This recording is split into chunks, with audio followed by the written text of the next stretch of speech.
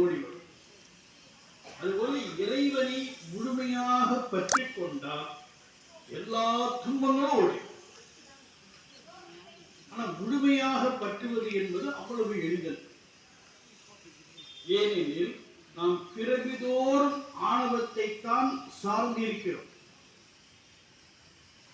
அதனால பழக்கத்தில் ஒரு பொருளை நாம் பற்றி கொண்டிருக்கின்ற பொழுது அதனை விடுவது என்பது அவ்வளவு இயலக்கூடிய காரியம், எளிது அல்ல.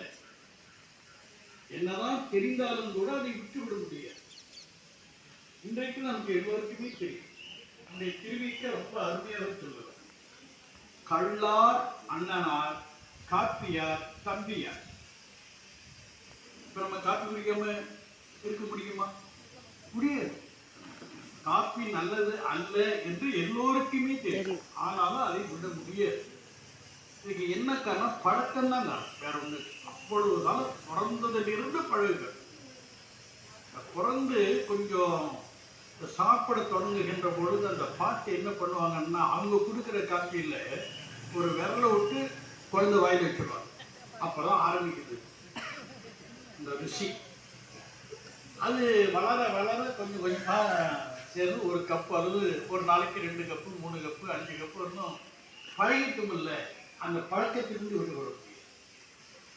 ஏன் நம்மளால ஆணவத்திலிருந்து விடுபட முடியல, ஏன் இறைவனை பற்ற முடியல அப்படின்னா, பல பிறவிகளாக ஆணவத்தை தான் சார்ந்திருக்கும். இந்த பழக்கத்துல விடவே முடியாது. அதனால இப்ப என்ன கேட்கிறாருன்னா, பெருமானி கருணை மயமானவர். இப்ப நான் உயிர் தூய்மை என்ற நிலையில, அதாவது அதிலிருந்து விலகி இருக்கிறேன். ஆனாலும் உன்னை முற்றிலுமாக என்னால சார முடியும்.